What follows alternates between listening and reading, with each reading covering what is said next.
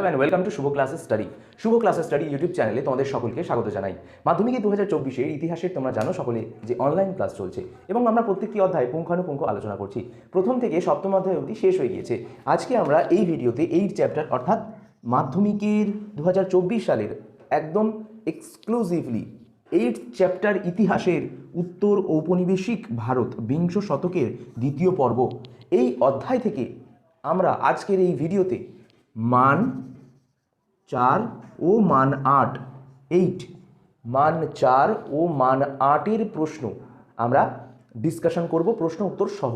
কোনগুলো না, যেগুলো মাধ্যমিক 2024 সালে একেবারে 100% কমন আসবে।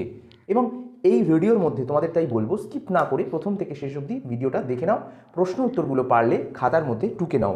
আমার কাছে একটি জেরক্স রয়েছে এবং সেখানে 2023 সালে যে টেস্ট পরীক্ষা হলো, অর্থাৎ 2024 সালে যারা মাধ্যমিক দেবে তাদের যে টেস্ট পরীক্ষাটা হলো, সেই টেস্ট পরীক্ষায় বিশ্লেষণধর্মী প্রশ্ন এই অধ্যায় থেকে মানে মান 4 থেকে কী এসছে ও মান 8 থেকে কী এসছে তা আজকের এই ভিডিওতে সম্পূর্ণ আলোচনা করব।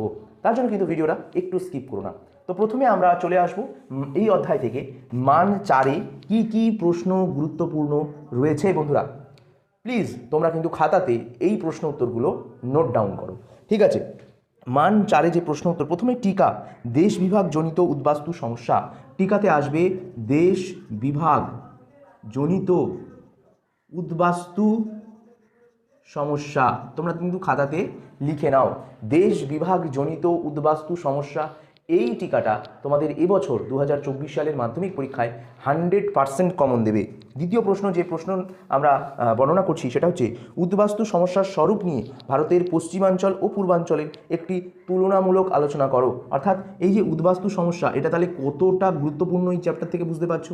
তো এই উদ্বাস্তু সমস্যা থেকে ভারতের একটা পূর্বাঞ্চল আর একটা পশ্চিমাঞ্চল, এই দুটি জায়গায় তুলনামূলকভাবে তুলনা করতে হবে। তুলনা মানে পার্থক্য দেখাতে হবে, এখানে এই সমস্যা ছিল ওখানে ওই রকম। সো ক্লিয়ার, বুঝতে পারলে?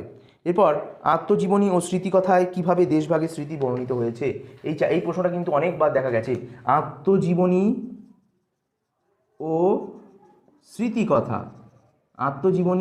স্মৃতিকথায় কিভাবে দেশভাগের স্মৃতি ফুটে উঠেছে বা দেখা গিয়েছে, ঠিক আছে? হায়দ্রাবাদ রাজ্যটি কিভাবে ভারতভুক্ত হয়েছিল। ভারতের মধ্যে কিভাবে হায়দ্রাবাদ রাজ্যটি চলে এসেছিল। ওকে, এছাড়াও কিছু প্রশ্ন আমি তোমাদেরকে বলছি যেগুলো 2019-20 সালে মাধ্যমিকে এসেছিল। যেমন দেশভাগ সমস্যায় কী সৃষ্টি হয়েছিল, জুনাগড়ের ভারতভুক্তি সম্পর্কে আলোচনা করো। এই প্রশ্নগুলো কিন্তু তোমরা এবছর মাধ্যমিক 2024 সালের জন্য এই অধ্যায় থেকে পড়ে যাবে। আমি আবার রিপিট করে দিচ্ছি, 4 নম্বর মানের যে প্রশ্নগুলো বললাম, দেশভাগ নিয়ে উদ্বাস্তুজনিত সমস্যা, এটা টিকা লিখতে দেবে। এই টিকাতে কিন্তু কোনো রকম কোনো পয়েন্ট লিখতে হবে না, একেবারে 3টে প্যারা, প্রথম প্যারা, দ্বিতীয় প্যারা, তৃতীয় প্যারা করে তোমরা 3টে প্যারা সংক্ষিপ্ত আকারে কিন্তু লিখে দেবে। এবার যদি বলো, আমাকে জিজ্ঞেস করো যে দাদা এই উদ্বাস্তুজনিত সমস্যা এই অধ্যায় থেকে কত লাইন লিখবো, কত ওয়ার্ডে লিখবো? 1 2 3 4 5 6 7 8 আর এদিকে 1 2 3 4 5 6 7 8 9 10 11 12 13 14 15 16, মানে 30 শব্দের কিন্তু 30 শব্দ না, এদিকে হলো 8। হ্যাঁ, তোমরা 100 শব্দের মধ্যে কিন্তু অবশ্যই এই 4 মানের প্রশ্নগুলোকে লিখতে পারো। এরপর উদ্বাস্তুজনিত সমস্যা নিয়ে পশ্চিমাঞ্চল আর পূর্বাঞ্চলের মধ্যে কীভাবে লিখবে। জনিত সমস্যায় প্রথমে পূর্বাঞ্চল লিখে নেবে, তারপর পশ্চিমাঞ্চল লিখবে এবং শেষে মন্তব্য লিখে শেষ করবে। আর আত্মজীবনী ও স্মৃতিকথায় দেশ বিভাগে কীভাবে স্মৃতি ফুটে উঠেছে, এটা প্যারা করে 3টে প্যারা বা 4টে প্যারাতে ওই 100 শব্দের মধ্যেই লেখার চেষ্টা করবে। তো বুঝতে পারলে, ঠিক আছে? আরও দুটো প্রশ্ন দিয়েছি, জুনাগড় রাজ্য কীভাবে ভারতভুক্তি হয়েছিল, আর আরেকটা হচ্ছে হায়দ্রাবাদ রাজ্য কীভাবে ভারতভুক্ত হয়েছিল। এই প্রশ্নটা পড়বে। এরপর বিশদ 8 মানের যে প্রশ্ন তোমাদের বলে দিই, এই অধ্যায় থেকে অর্থাৎ এই চ্যাপ্টার থেকে অনেকেই কিন্তু 8 মানের প্রশ্ন দেবে, কিন্তু আমরা যেটা প্রপার, আমরা যেটা জানি, আমরা সেটাই কিন্তু বলি। এবং মধ্যশিক্ষা পর্ষদের যে রুলস আছে যে 8 চ্যাপ্টার থেকে ভালো করে কিন্তু বুঝে নাও, 8 চ্যাপ্টার থেকে আমি কিন্তু তোমাদের দেখিয়ে দিতে চাই যে 8 চ্যাপ্টার থেকে এক্স্যাক্টলি 8 চ্যাপ্টার থেকে কোনো রকম 8 মানের প্রশ্ন আসে না। ক্লিয়ার হলে? 8 মানের প্রশ্ন এই অধ্যায় থেকে আসে না, তাই এই অধ্যায় থেকে 8 মানের প্রশ্ন পড়বার কোনোরূপ দরকার নেই।